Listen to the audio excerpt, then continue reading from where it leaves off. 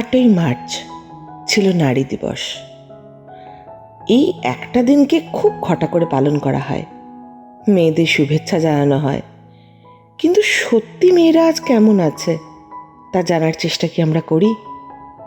150-200 বছর আগের মেয়েদের অবস্থানের থেকে আজকের অবস্থান ভেতরে ভেতরে কি সত্যি পাল্টেছে?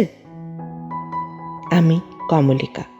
আমার গল্পের রং মশাল চ্যানেলে আমি আপনাদের শোনাই নানা রকম নানা স্বাদের গল্প।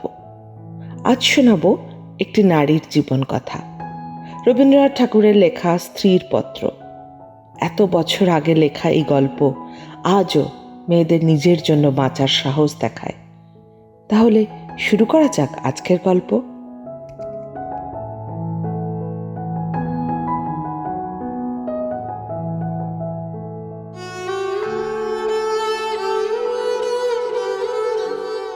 শ্রীচরণ কমলেশু।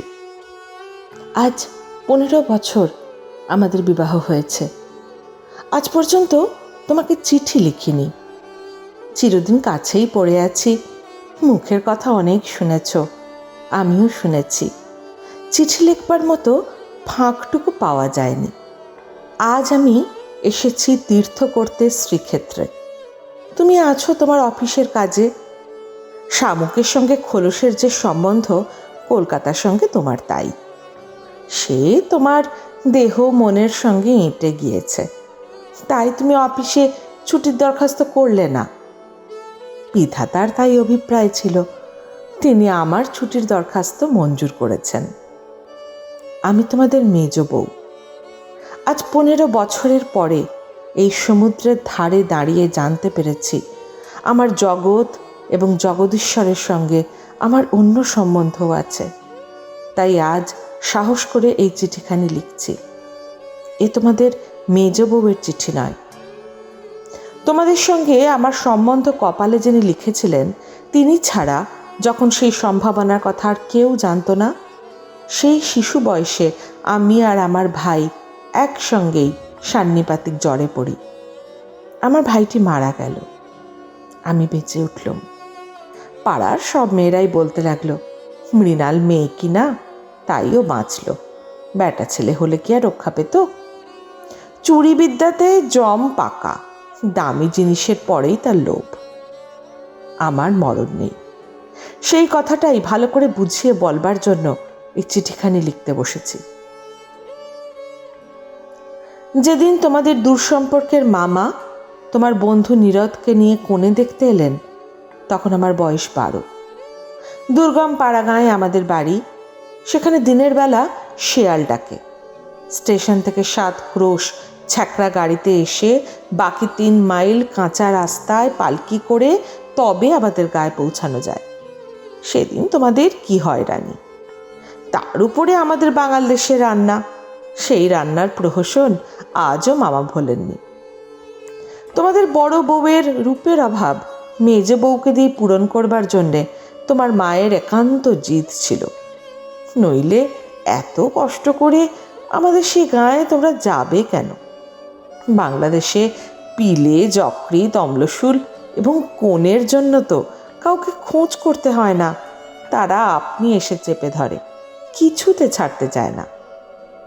বাবার বুক দূর দূর করতে লাগলো। মা দুর্গা নাম জপ করতে লাগলেন। শহরের দেবতাকে পাড়াগাঁয়ের পূজারি কি দিয়ে সন্তুষ্ট করবে? মেয়ের রূপের ওপর ভরসা, কিন্তু সেই রূপের গুমর তো মেয়ের মধ্যে নেই। যে ব্যক্তি দেখতে এসেছে সে তাকে যে দামই দেবে সেই তার দাম। তাই তো হাজার রূপে গুণেও মেয়ে মানুষের সংকোচ কিছুতে ঘোচে না। এমনকি সমস্ত পাড়ার এই আতঙ্ক আমার বুকের মধ্যে পাথরের মতো চেপে বসল। সেদিনকার আকাশের যত আলো এবং জগতের সকল শক্তি যেন 12 বছরের একটি পাড়াগাঁয়ে মেয়েকে 2 জন পরীক্ষকের 2 জোড়া চোখের সামনে শক্ত করে তুলে ধরবার জন্যে পেয়াদাগিরি করছিল। আমার কোথাও লুকোবার জায়গা ছিল না। সমস্ত আকাশকে কাঁদিয়ে দিয়ে বাঁশি বাজতে লাগলো। তোমাদের বাড়িতে এসে উঠলুম। আমার খুঁতগুলি সবিস্তারে খতিয়ে দেখেও গিন্নির দল সকলে স্বীকার করলেন, মোটের ওপর আমি সুন্দরী বটে। সে কথা শুনে আমার বড় জায়ের মুখ গম্ভীর হয়ে গেল। কিন্তু আমার রূপের দরকার কি ছিল তাই ভাবি। রূপ জিনিসটাকে যদি কোনো সেকেলে পণ্ডিত গঙ্গা মৃত্তিকা দিয়ে গড়তেন তাহলে ওর আদর থাকতো, কিন্তু ওটা যে কেবল বিধাতা নিজের আনন্দে গড়েছেন, তাই তোমাদের ধর্মের সংসারে ওর দাম নেই। আমার যে রূপ আছে সে কথা ভুলতে তোমার বেশি দিন লাগেনি, কিন্তু আমার যে বুদ্ধি আছে সেটা তোমাদের পদে পদে স্মরণ করতে হয়েছে। ওই বুদ্ধিটা আমার এতই স্বাভাবিক যে তোমাদের ঘরকন্নার মধ্যে এতকাল কাটিয়েও আজও সে টিকে আছে। মামার এই বুদ্ধিটার জন্য বিষম উদ্বিগ্ন ছিলেন। মেয়ে মানুষের পক্ষে এক বিষম বালাই। যাকে বাধা মেনে চলতে হবে সে যদি বুদ্ধিকে মেনে চলতে চায় তবে ঠোকর খেয়ে তার কপাল ভাঙবেই। কিন্তু কি করব বলো, তোমাদের ঘরের বউয়ের যতটা বুদ্ধির দরকার বিধাতা অসতর্ক হয়ে আমাকে তার চেয়ে অনেকটা বেশি দিয়ে ফেলেছেন। সে আমি এখন ফিরিয়ে দিই কাকে? তোমরা আমাকে মেয়ে জ্যাঠা বলে দুবেলা গাল দিয়েছে। কটু কথাই হচ্ছে অক্ষমের সান্ত্বনা, অতএব সে আমি ক্ষমা করল। আমার একটা জিনিস তোমাদের ঘরকন্নার বাইরে ছিল, সেটা কেউ তোমরা জানোনি। আমি লুকিয়ে কবিতা লিখতুম। সে ছাই পাশ যাই হোক না, সেখানে তোমাদের অন্দরমহলের পাঁচিল ওঠেনি। সেইখানে আমার মুক্তি, সেইখানে আমি। আমার মধ্যে যা কিছু তোমাদের মেজ বউকে ছাড়িয়ে রয়েছে সে তোমরা পছন্দ করনি, চিনতেও পারোনি। আমি যে কবি সে এই 15 বছরেও তোমাদের কাছে ধরা পড়েনি। তোমাদের ঘরের প্রথম স্মৃতির মধ্যে সবচেয়ে যেটা আমার মনে জাগছে সে তোমাদের গোয়াল ঘর। অন্দরমহলের সিঁড়িতে উঠবার ঠিক পাশের ঘরেই তোমাদের গরু থাকে। সামনের উঠোনটুকু ছাড়া তাদের আর নড়বার জায়গা নেই। সেই উঠোনের কোণে তাদের জাবনা দেবার কাঠের গামলা। সকালে বেহারার নানা কাজ, উপবাসী গরুগুলো ততক্ষণ সেই গামলার ধারগুলো চেটে চেটে চিবিয়ে চিবিয়ে খাবলা করে দিত। আমার প্রাণ কাঁদত। আমি পাড়া গায়ের মেয়ে তো। তোমাদের বাড়িতে যেদিন নতুন এলুম সেদিন সেই 2টি গরু এবং 3টি বাছুরি সমস্ত শহরের মধ্যে আমার চিরপরিচিত আত্মীয়ের মতো আমার চোখে ঠেকল। যতদিন নূতন বউ ছিলুম নিজে না খেয়ে লুকিয়ে ওদের খাওয়াতুম। যখন বড় হলুম তখন গরুর প্রতি আমার প্রকাশ্য মমতা লক্ষ্য করে আমার ঠাট্টার সম্পর্কীয়রা আমার গোত্র সম্বন্ধে সন্দেহ প্রকাশ করতে লাগলেন। আমার মেয়েটি জন্ম নিয়েই মারা গেল। আমাকেও সে সঙ্গে যাবার ডাক দিয়েছিল। সে যদি বেঁচে থাকতো তাহলে সেই আমার জীবনের যা কিছু বড়, যা কিছু সত্য সমস্ত এনে দিত। তখন মেজ বউ থেকে একেবারে মা হয়ে বসতুম। মা যে এক সংসারের মধ্যে থেকেও বিশ্ব সংসারের। মা হবার দুঃখটুকু পেলুম, কিন্তু মা হবার মুক্তিটুকু পেলুম না। মনে আছে ইংরেজ ডাক্তার এসে আমাদের অন্দর দেখে আশ্চর্য হয়েছিল এবং আতুর ঘর দেখে বিরক্ত হয়ে বকাবকি করেছিল। সদরে তোমাদের একটু বাগান আছে, ঘরে সাজসজ্জা আসবাবের অভাব নেই, আর অন্দরটা যেন পশমের কাজের উল্টো পিঠ। সেদিকে কোনো লজ্জা নেই, স্ত্রী নেই, শয্যা নেই। সেদিকে আলো মিটমিট করে জ্বলে, হাওয়া চোরের মতো প্রবেশ করে। উঠোনের আবর্জনা নড়তে চায় না। দেওয়ালের এবং মেঝের সমস্ত কলঙ্ক অক্ষয় হয়ে বিরাজ করে। কিন্তু ডাক্তার একটা ভুল করেছিল। সে ভেবেছিল এটা বুঝি আমাদের অহরাত্র দুঃখ দেয়। ঠিক উল্টো, অনাদর জিনিসটা ছাইয়ের মতো। সে ছাই আগুনকে হয়তো ভিতরে ভিতরে জমিয়ে রাখে, কিন্তু বাইরে থেকে তার তাপটাকে বুঝতে দেয় না। আত্মসম্মান যখন কমে যায় তখন অনাদরকে তো অন্যায্য বলে মনে হয় না। সেই জন্যে তার বেদনা নেই। তাই তো মেয়ে মানুষ দুঃখ বোধ করতেই লজ্জা পায়। আমি তাই বলি, মেয়ে মানুষকে দুঃখ পেতেই হবে।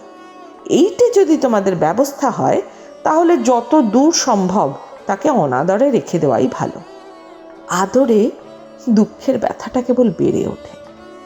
যেমন করেই রাখো, দুঃখ যে আছে এ কথা মনে করবার কথাও কোনোদিন মনে আসেনি। আতুর ঘরে মরণ মাথার কাছে এসে দাঁড়ালো। মনে ভয়ই হলো না। জীবন আমাদের কী বা যে মরণকে ভয় করতে হবে? আদরে যত্নে যাদের প্রাণের বাঁধন শক্ত করেছে, মরতে তাদেরই বাঁধে।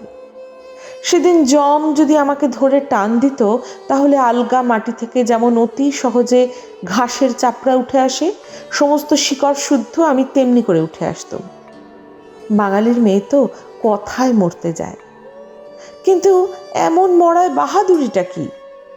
মরতে লজ্জা হয়, আমাদের পক্ষে ওটা এতই সহজ। আমার মেয়েটি তো সন্ধ্যা তারার মতো ক্ষণকালের জন্য উদয় হয়েই অস্ত গেল। আবার আমার নিত্যকর্ম এবং গরু বাছুর নিয়ে পড়লুম। জীবন তেমন করেই গড়াতে গড়াতে শেষ পর্যন্ত কেটে যেত। আজকে তোমাকে এই চিঠি লিখবার দরকারই হতো না, কিন্তু বাতাসের সামান্য একটা বীজ উড়িয়ে নিয়ে এসে পাকা দালানের মধ্যে অসৎ গাছের অঙ্কুর বের করে। শেষকালে সেইটুকু থেকে ইট কাঠের বুকের পাঁজর বিদীর্ণ হয়ে যায়। আমার সংসারের পাকা বন্দোবস্তের মাঝখানে ছোট একটুখানি জীবনের কণা কোথা থেকে উড়ে এসে পড়ল। তারপর থেকে ফাটল শুরু হলো। বিধবা মার মৃত্যুর পরে আমার বড় জায়ের বোন বিন্দু তার খুড়তুতো ভাইদের অত্যাচারে আমাদের বাড়িতে তার দিদির কাছে এসে যেদিন আশ্রয় নিলে, তোমরা সেদিন ভাবলে এ আবার কোথাকার আপদ। আমার পোড়া স্বভাব, কি করব বলো? দেখলুম তোমরা সকলেই মনে মনে বিরক্ত হয়ে উঠেছ। সেই জন্যেই এই নিরাশ্রয় মেয়েটির পাশে আমার সমস্ত মন যেন একেবারে কোমর বেঁধে দাঁড়ালো। পরের বাড়িতে পরের অনিচ্ছাতে এসে আশ্রয় নেওয়া, সে কত বড় অপমান! দায় পড়ে সেও যাকে স্বীকার করতে হলো, তাকে কি একপাশে ঠেলে রাখা যায়? তারপরে দেখলুম আমার বড় জায়ের দশা। তিনি নিতান্ত দরদে পড়ে বোনটিকে নিজের কাছে এনেছেন, কিন্তু যখন দেখলেন স্বামীর অনিচ্ছা, তখন এমনি ভাব করতে লাগলেন যেন এ তাঁর এক বিষম বালাই, যেন একে দূর করতে পারলেই তিনি বাঁচেন। এই অনাথা বোনটিকে মন খুলে প্রকাশ্যে স্নেহ দেখালেন, সে সাহস তার হলো না। তিনি পতিব্রতা। তার এই সংকট দেখে আমার মন আরও ব্যথিত হয়ে উঠল। দেখলুম বড় যা সকলকে একটু বিশেষ করে দেখিয়ে দেখিয়ে বিন্দুর খাওয়া পড়ার এমনি মোটা রকমের ব্যবস্থা করলেন এবং বাড়ির সর্বপ্রকার দাসী বৃত্তিতে তাকে এমনভাবে নিযুক্ত করলেন যে আমার কেবল দুঃখ নয়, লজ্জা বোধ হলো। তিনি সকলের কাছে প্রমাণ করবার জন্য ব্যস্ত যে আমাদের সংসারে ফাঁকি দিয়ে বিন্দুকে ভারী সুবিধা দরে পাওয়া গেছে। ও কাজ দেয় বিস্তর, অথচ খরচের হিসাবে বেজায় সস্তা। আমাদের বড় জায়ের বাপের বংশে কুল ছাড়া আর বড় কিছু ছিল না, রূপও না, টাকাও না। আমার শ্বশুরের হাতে পায়ে ধরে কেমন করে তোমাদের ঘরে তার বিবাহ হলো, সে তো সমস্তই জানো। তিনি নিজের বিবাহটাকে এ বংশের প্রতি বিষম একটা অপরাধ বলেই চিরকাল মনে জেনেছেন। সেই জন্যে সকল বিষয়ে নিজেকে যত দূর সম্ভব সংকুচিত করে তোমাদের ঘরে তিনি অতি অল্প জায়গা জুড়ে থাকেন। কিন্তু তার এই সাধু দৃষ্টান্তে আমাদের বড় মুশকিল হয়েছে। আমি সকল দিকে আপনাকে অত অসম্ভব খাটো করতে পারিনি। আমি যেটাকে ভালো বলে বুঝি আর কারো খাতিরে সেটাকে মন্দ বলে মেনে নেওয়া আমার কর্ম নয়। তুমিও তার অনেক প্রমাণ পেয়েছ। বিন্দুকে আমি আমার ঘরে টেনে নিলুম। দিদি বললেন, মেজ বউ গরিবের ঘরের মেয়ের মাথাটি খেতে বসলেন। আমি যেন একটা বিপদ ঘটালুম, এমনিভাবেই তিনি সকলের কাছে নালিশ করে বেড়ালেন। কিন্তু আমি নিশ্চয় জানি তিনি মনে মনে বেঁচে গেলেন। এখন দোষের বোঝা আমার উপরেই পড়ল। তিনি বোনকে নিজে যে স্নেহ দেখাতে পারতেন না, আমাকে দিয়ে সেই স্নেহটুকু করিয়ে নিয়ে তার মনটা হালকা হলো। আমার বড় যা 2-4টে অঙ্ক বাদ দিতে চেষ্টা করতেন, কিন্তু তার বয়স যে 14-র চেয়ে কম ছিল না, এ কথা লুকিয়ে বললে অন্যায় হতো না। তুমি তো জানো সে দেখতে এতই মন্দ ছিল যে পড়ে গিয়ে সে যদি মাথা ভাঙতো তবে ঘরের মেঝেটার জন্যই লোকে উদ্বিগ্ন হতো। কাজেই পিতামাতার অভাবে কেউ তাকে বিয়ে দেবার ছিল না, এবং তাকে বিয়ে করবার মতো মনের জোরই বা কজন লোকের ছিল।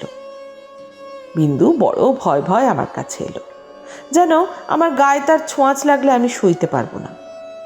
বিশ্ব সংসারে তার যেন জন্মাবার কোনো শর্ত ছিল না, তাই সে কেবলই পাশ কাটিয়ে চোখ এড়িয়ে চলত। তার বাপের বাড়িতে তার খুড়তুতো ভাইরা তাকে একটু কোণও ছেড়ে দিতে চায়নি, যে কোনো একটা অনাবশ্যক জিনিস পড়ে থাকতে পারে সেখানে। অনাবশ্যক আবর্জনা ঘরের আশেপাশে অনায়াসে স্থান পায়, কেননা মানুষ তাকে ভুলে যায়।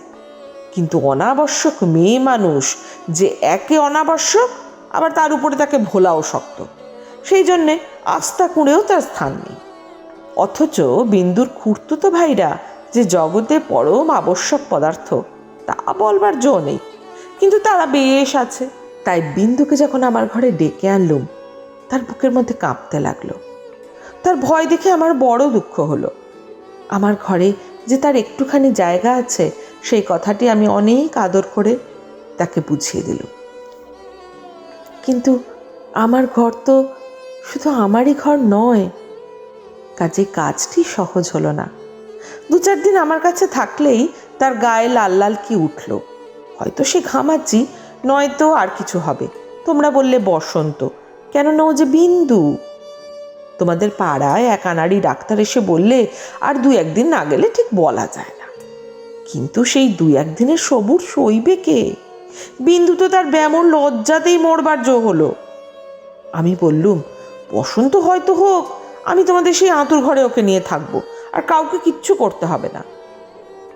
এই নিয়ে আমার উপরে তোমরা যখন সকলে মার মূর্তি ধরেছ, এমনকি বিন্দুর দিদিও যখন অত্যন্ত বিরক্তির ভান করে পোড়া কপালি মেয়েটাকে হাসপাতালে পাঠাবার ব্যবস্থা করছেন, এমন সময় ওর গায়ের সমস্ত লাল দাগ একদম মিলিয়ে গেল। তোমরা দেখি তাতে আরও ব্যস্ত হয়ে উঠলে, বললে নিশ্চয়ই বসন্ত বসে গিয়েছে, কেননা ও যে বিন্দু। অনাদরে মানুষ হবার একটা মস্ত গুণ শরীরটাকে তাতে একেবারে অজর অমর করে তোলে। ব্যামো হতেই চায় না, মরার সদর রাস্তাগুলো একেবারেই বন্ধ। রোগ তাই ওকে ঠাট্টা করে গেল, কিছু হলো না। কিন্তু এটা বেশ বোঝা গেল, পৃথিবীর মধ্যে সবচেয়ে অকিঞ্চিতকর মানুষকে আশ্রয় দেওয়াই সবচেয়ে কঠিন। আশ্রয়ের দরকার তার যত বেশি, আশ্রয়ের বাধাও তার তেমনি বিষম। আমার সম্বন্ধে বিন্দুর ভয় যখন ভাঙল, তখন ওকে আরেক গেরোয় ধরল।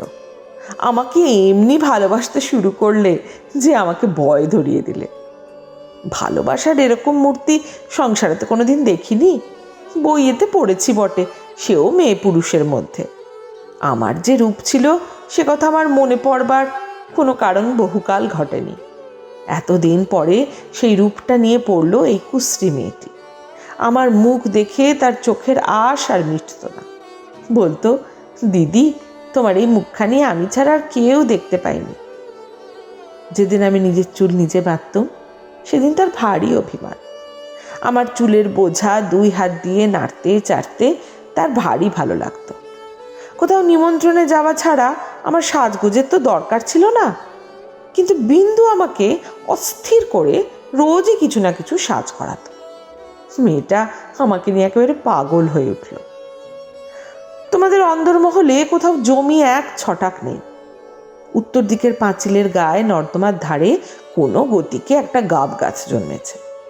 যেদিন দেখতুম সেই গাব গাছের নতুন পাতাগুলি রাঙা টকটকে হয়ে উঠেছে, সেই দিন জানতুম ধরাতালে বসন্ত এসেছে বটে। আমার ঘরকন্নার মধ্যে ওই অনাদৃত মেয়েটার চিত্ত যেদিন আগাগোড়া এমন রঙিন হয়ে উঠল, সেদিন আমি বুঝলুম হৃদয়ের জগতেও একটা বসন্তের হাওয়া আছে। সে কোন স্বর্গ থেকে আসে, গলির মোড় থেকে আসে না। বিন্দুর ভালোবাসার দুঃসহ বেগে আমাকে অস্থির করে তুলেছিল। একবার তার উপর রাগ হতো, সে কথা স্বীকার করি, কিন্তু তার এই ভালোবাসার ভিতর দিয়ে আমি আপনার একটি স্বরূপ দেখলুম, যা আমি জীবনে আর কোনো দিন দেখিনি। সেই আমার মুক্ত স্বরূপ। এদিকে বিন্দুর মতো মেয়েকে আমি যে এতটা আদর যত্ন করছি, এ তোমাদের অত্যন্ত বাড়াবাড়ি বলে ঠেকল। এর জন্য খুদ খুদ খিটখিটের অন্ত ছিল না। যেদিন আমার ঘর থেকে বাজুবন্ধ চুরি গেল, সেদিন সেই চুরিতে বিন্দুর যে কোনো রকমের হাত ছিল এ কথার আভাস দিতে তোমাদের লজ্জা হলো না। যখন স্বদেশী হাঙ্গামায় লোকের বাড়ি তল্লাশি হতে লাগলো, তখন তোমরা অনায়াসে সন্দেহ করে বসলে যে বিন্দু পুলিশের পোষা মেয়ে চর।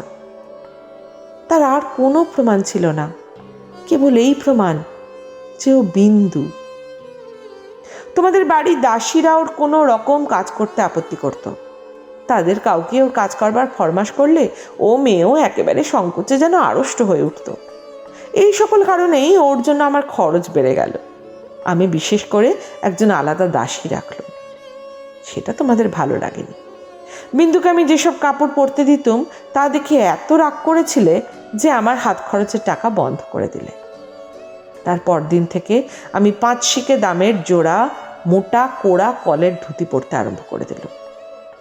আর মতির মা যখন আমার এঁটো ভাতের থালা নিয়ে যেতে এলো, তাকে বারণ করে দিল। আমি নিজে উঠোনের কলতলায় গিয়ে এঁটো ভাত বাছুরকে খাইয়ে বাসন মেজেছি। একদিন হঠাৎ সেই দৃশ্যটি দেখে তুমি খুব খুশি হওনি। আমাকে খুশি না করলেও চলে, আর তোমাদের খুশি না করলেই নয়, এই সুবুদ্ধিটা আজ পর্যন্ত আমার ঘটে এলো না। এদিকে তোমাদের রাগও যেমন বেড়ে উঠেছে, বিন্দুর বয়সও তেমনি বেড়ে চলেছে। সেই স্বাভাবিক ব্যাপারে তোমরা অস্বাভাবিক রকমের বিব্রত হয়ে উঠেছিলে। একটা কথা মনে করে আমি আশ্চর্য হই, তোমরা জোর করে কেন বিন্দুকে তোমাদের বাড়ি থেকে বিদায় করে দাওনি। আমি বেশ বুঝি তোমরা আমাকে মনে মনে ভয় করো। বিধাতা যে আমাকে বুদ্ধি দিয়েছিলেন, ভিতরে ভিতরে তার খাতির না করে তোমরা বাঁচো না। অবশেষে বিন্দুকে নিজের শক্তিতে বিদায় করতে না পেরে তোমরা প্রজাপতি দেবতার শরণাপন্ন হলে। বিন্দুর বর ঠিক হলো। বড় যা বললেন বাঁচলুম, মা কালী আমাদের বংশের মুখ রক্ষা করলেন। বর কেমন তা জানি নে, তোমাদের কাছে শুনলুম সকল বিষয় ভালো। বিন্দু আমার পা জড়িয়ে ধরে কাঁদতে লাগলো। বললে, দিদি আবার আমার বিয়ে করা কেন? আমি তাকে অনেক বুঝিয়ে বললুম, বিন্দু তুই ভয় করিস নে, শুনেছি তোর বর ভালো। বিন্দু বললে, বর যদি ভালো হয় আমার কি আছে যে আমাকে তার পছন্দ হবে? বরপক্ষেরা বিন্দুকে তো দেখতে আসবার নামও করলে না। বর দিদি তাতে বড় নিশ্চিন্ত হলেন। কিন্তু দিন রাত্রে বিন্দুর কান্না আর থামতে চায় না। সে তার কি কষ্ট সে আমি জানি। বিন্দুর জন্য আমি সংসারে অনেক লড়াই করেছি, কিন্তু ওর বিবাহ বন্ধ হোক এ কথা বলবার সাহস আমার হলো না। কিসের জোরেই বা বলবো? আমি যদি মারা যাই তোর কি দশা হবে? একে তো মেয়ে, তাতে কালো মেয়ে। কার ঘরে চললো ওর কি দশা হবে সে কথা না ভাবাই ভালো। ভাবতে গেলে প্রাণ কেঁপে ওঠে। বিন্দু বললে, দিদি বিয়ের আর 5 দিন আছে, এর মধ্যে আমার মরণ হবে নাকি? আমি তাকে খুব থমকে দিলাম, কিন্তু অন্তর্যামী জানেন যদি কোনো সহজভাবে বিন্দুর মৃত্যু হতে পারত তাহলে আমি আরাম বোধ করতাম। বিবাহের আগের দিন বিন্দু তার দিদিকে গিয়ে বললে, দিদি আমি তোমাদের গোয়াল ঘরে পড়ে থাকবো, আমাকে যা বলবে তাই করব, তোমাদের পায়ে পড়ি, আমাকে এমন করে ফেলে দিও না। কিছুকাল থেকে লুকিয়ে লুকিয়ে দিদির চোখ দিয়ে জল পড়ছিল। সেদিনও পড়ল, কিন্তু শুধু হৃদয় তো নয়, শাস্ত্রও আছে। তিনি বললেন, জানিস তো বিন্দি, পতি হচ্ছে স্ত্রীলোকের গতি মুক্তি সব। কপালে যদি দুঃখ থাকে তো কেউ খণ্ডাতে পারবে না। আসল কথা হচ্ছে কোনো দিকে কোনো রাস্তাই নেই, বিন্দুকে বিবাহ করতেই হবে, তারপরে যা হয় তা হোক। আমি চেয়েছিলুম বিবাহটা যাতে আমাদের বাড়িতেই হয়, কিন্তু তোমরা বলে বসলে বরের বাড়িতেই হওয়া চাই, সেটা তাদের কৌলিক প্রথা। আমি বুঝলুম বিন্দুর বিবাহের জন্য যদি তোমাদের খরচ করতে হয় তবে সেটা তোমাদের গৃহদেবতার কিছুতেই সইবে না। কাজেই চুপ করে যেতে হলো। কিন্তু একটি কথা তোমরা কেউ জানো না।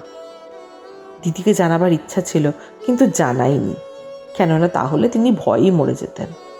আমার কিছু কিছু গয়না দিয়ে আমি লুকিয়ে বিন্দুকে সাজিয়ে দিয়েছিলাম। বোধ করি দিদির চোখে সেটা পড়ে থাকবে, কিন্তু সেটা তিনি দেখেও দেখেননি। দোহাই ধর্মের, সেজন্য তোমরা তাকে ক্ষমা করো। যাবার আগে বিন্দু আমাকে জড়িয়ে ধরে বলল, দিদি আমাকে তাহলে তোমরা নিতান্তই ত্যাগ করলে? আমি বললুম, না বিন্দি, তোর যেমন দশাই হোক না কেন আমি তোকে শেষ পর্যন্ত ত্যাগ করব না। 3 দিন গেল। তোমাদের তালুকের প্রজা খাবার জন্যে তোমাকে যে ভেড়া দিয়েছিল তাকে তোমার জঠরাগ্নি থেকে বাঁচিয়ে দিয়ে আমাদের একতলায় কয়লা রাখবার ঘরের একপাশে বাস করতে দিয়েছিলাম। সকালে উঠেই আমি নিজে তাকে দানা খাইয়ে আসতাম। তোমার চাকরদের প্রতি 2-1 দিন নির্ভর করে দেখেছি, তাকে খাওয়ানোর চেয়ে তাকে খাওয়ার প্রতি তাদের বেশি ঝোঁক। সেদিন সকালে সেই ঘরে ঢুকে দেখি বিন্দু এক কোণে জড়সড় হয়ে বসে আছে। আমাকে দেখে আমার পা জড়িয়ে ধরে লুটিয়ে পড়ে নিঃশব্দে কাঁদতে লাগলো। বিন্দুর স্বামী পাগল। সত্যি বলছিস বিন্দি?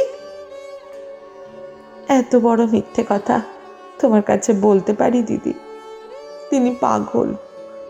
শ্বশুরের এই বিবাহে মত ছিল না, কিন্তু তিনি আমার শাশুড়িকে জমের মতো ভয় করেন। তিনি বিবাহের পূর্বে কাশি চলে গেছেন। শাশুড়ি জেদ করে তার ছেলের বিয়ে দিয়েছে। আমি সেই রাশ করা কয়লার উপরে বসে পড়লুম।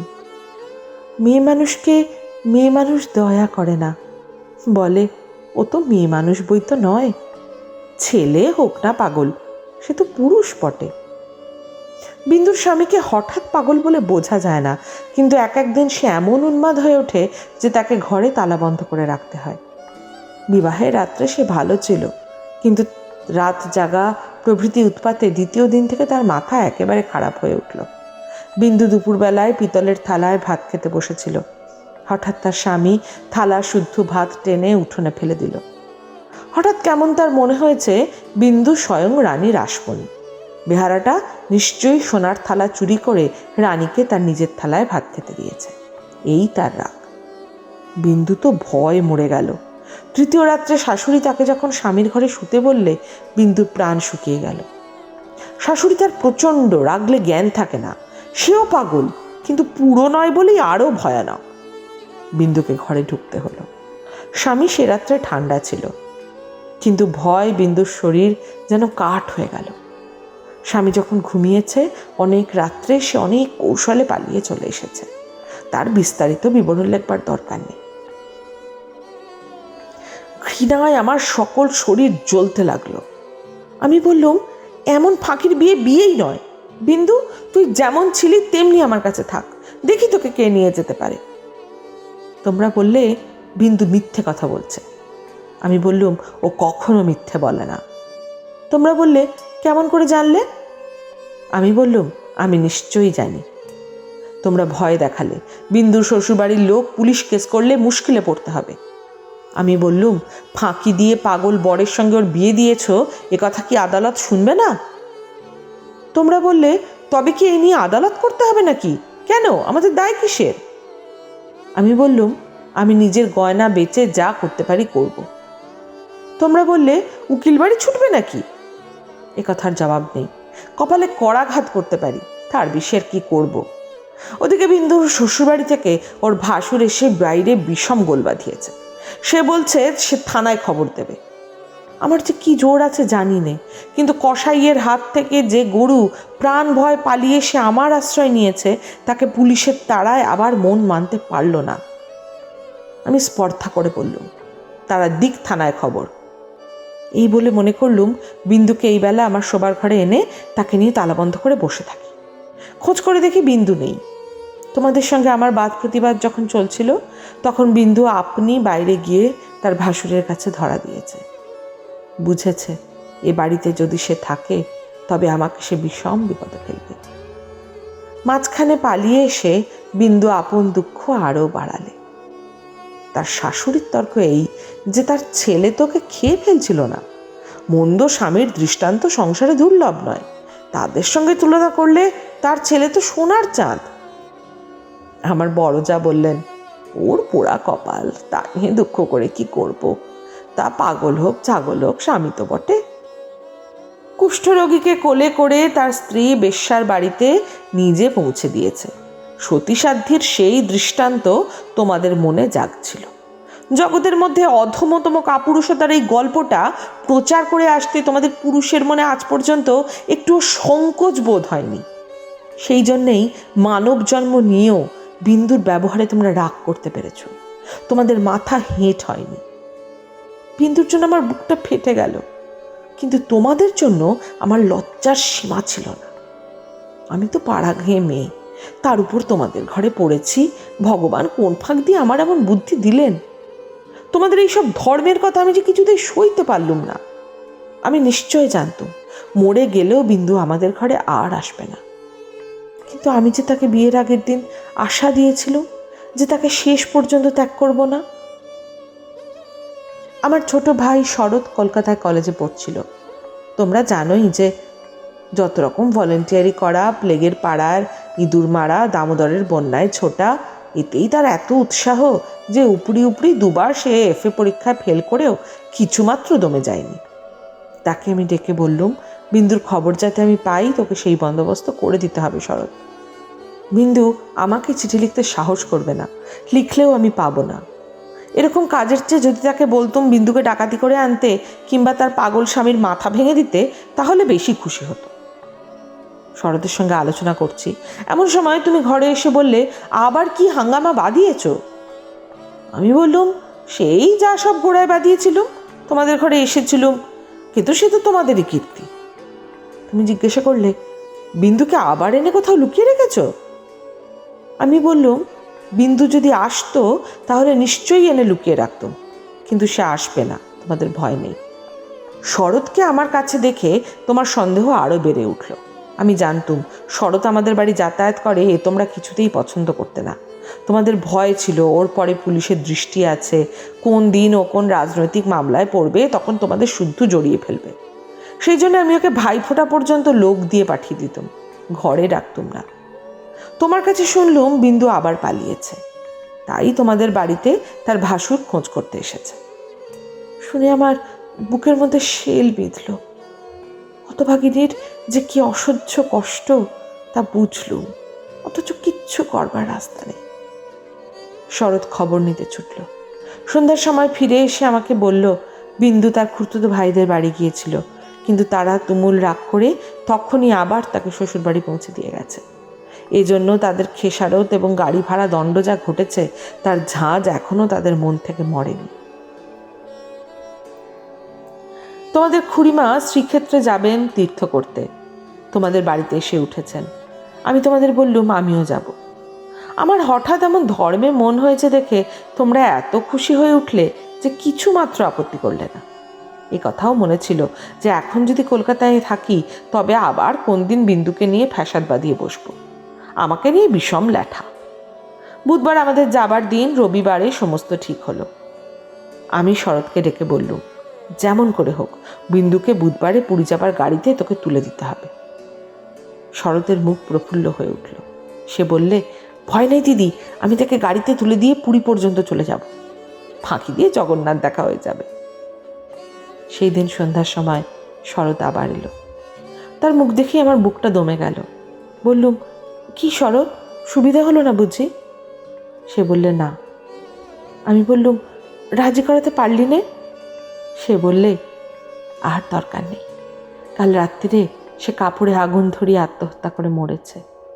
বাড়ির যে ভাইপোটার সঙ্গে ভাব করে নিয়েছিলুম তার কাছে খবর পেলুম তোমার নামে সে একটা চিঠি রেখে গিয়েছিল, কিন্তু সে চিঠি ওরা নষ্ট করেছে। যাক, শান্তি হলো। দেশ শুদ্ধ লোক চটে উঠল। বলতে লাগলো, মেয়েদের কাপড়ে আগুন লাগিয়ে মরা একটা ফ্যাশন হয়েছে। তোমরা বললে এই সমস্ত নাটক করা, তা হবে, কিন্তু নাটকের তামাশাটা কেবল বাঙালি মেয়েদের উপর দিয়ে হয় কেন, আর বাঙালি বীর পুরুষদের কোঁচার উপর দিয়ে হয় না কেন, সেটাও তো ভেবে দেখা উচিত।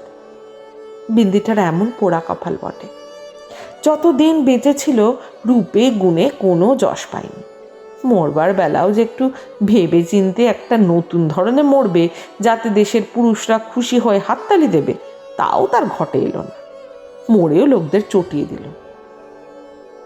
দিদি ঘরের মধ্যে লুকিয়ে কাঁদলেন, কিন্তু সে কান্নার মধ্যে একটা সান্ত্বনা ছিল। যাই হোক না কেন, তবু রক্ষা হয়েছে, মরেছে বই তো না, বেঁচে থাকলে কি না হতে পারত। আমি তীর্থে এসেছি, বিন্দুর আর আসবার দরকার হলো না, কিন্তু আমার দরকার ছিল।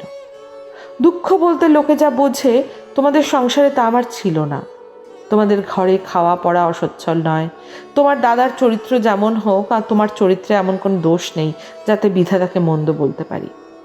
যদি বা তোমার স্বভাব তোমার দাদার মতোই হতো তাহলে হয়তো মোটের উপর আমার এমনিভাবে দিন চলে যেত এবং আমার সতীসাধ্যী বড় জায়ের মতো পতিদেবতাকে দোষ না দিয়ে বিশ্বদেবতাকেই আমি দোষ দেবার চেষ্টা করতাম। অতএব তোমাদের নামে আমি কোনো নালিশ উত্থাপন করতে চাই না। আমার এই চিঠি সেজন্য নয়। কিন্তু আমি আর তোমাদের সেই 27 নম্বর মাখন বড়ালের গলিতে ফিরব না। আমি বিন্দুকে দেখেছি, সংসারের মাঝখানে মেয়ে মানুষের পরিচয়টা যে কি তা আমি পেয়েছি, আর আমার দরকার নেই। তারপরে এও দেখেছি, ও মেয়ে বটে, তবু ভগবান ওকে ত্যাগ করেননি। ওর উপরে তোমাদের যত জোরই থাক না কেন,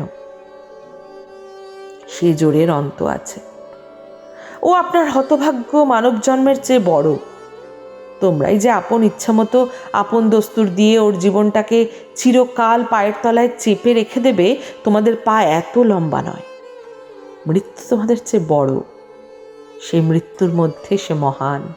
সেখানে বিন্দু কেবল বাঙালি ঘরের মেয়ে নয়, কেবল খুড়তুতো ভাইয়ের বোন নয়, কেবল অপরিচিত পাগল স্বামীর প্রবঞ্চিত স্ত্রী নয়, সেখানে সে অনন্ত। সে মৃত্যুর বাঁশি এই বালিকার ভাঙা হৃদয়ের ভিতর দিয়ে আমার জীবনের যমুনা পাড়ে যেদিন বাজল, সেদিন প্রথমটা আমার বুকের মধ্যে যেন বান বিঁধল। বিধাতাকে জিজ্ঞেস করলুম, জগতের মধ্যে যা কিছু সবচেয়ে তুচ্ছ তাই সবচেয়ে কঠিন কেন? এই গলির মধ্যেকার চারিদিকে প্রাচীর তোলা নিরানন্দের অতি সামান্য বুদবুদটা এমন ভয়ঙ্কর বাধা কেন? তোমার বিশ্বজগৎ তার 6 ঋতুর সুধাপাত্র হাতে করে যেমন করেই ডাক দিক না, এক মুহূর্তের জন্যে কেন আমি এই অন্দরমহলটার এইটুকু মাত্র চৌকাঠ পেরোতে পারিনি?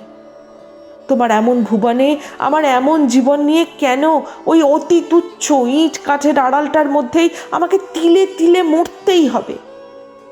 কত তুচ্ছ আমার এই প্রতিদিনের জীবনযাত্রা, কত তুচ্ছ এর সমস্ত বাধা নিয়ম, বাধা অভ্যেস, বাধা বুলি, এর সমস্ত বাধা মার। কিন্তু শেষ পর্যন্ত সেই দীনতার নাগপাশ বন্ধনেরই হবে জিত, আর হার হলো তোমার নিজের সৃষ্টি ওই আনন্দলোকের। কিন্তু মৃত্যুর বাঁশি বাজতে লাগলো। কোথায় রে রাজমিস্ত্রির গড়া দেওয়াল, কোথায় রে তোমাদের ঘেরো আইন দিয়ে গড়া কাঁটার বেড়া? কোন দুঃখে কোন অপমানে মানুষকে বন্দি করে রেখে দিতে পারে? ওই তো মৃত্যুর হাতে জীবনের জয় পতাকা উঠছে। ওরে মেজবউ, ভয় নেই তোর। তোর মেজবউয়ের খোলস ছিন্ন হতে এক নিমেষও লাগে না। তোমাদের গলিকে আর আমি ভয় করিনি।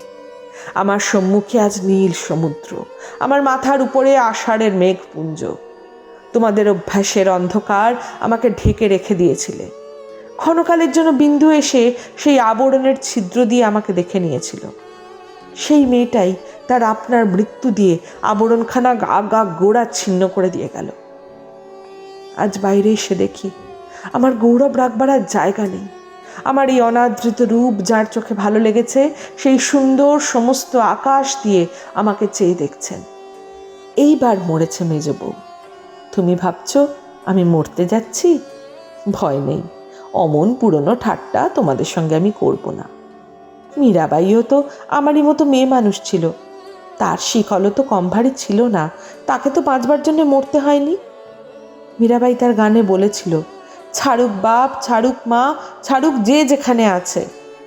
মীরা কিন্তু লেগেই রইল, প্রভু তাতে তার যা হবার তা হোক। এই লেগে থাকাই তো বেঁচে থাকা। আমিও বাঁচব, আমি বাঁচলুম। তোমাদের চরণতলাশ্রয় ছিন্ন মৃণাল।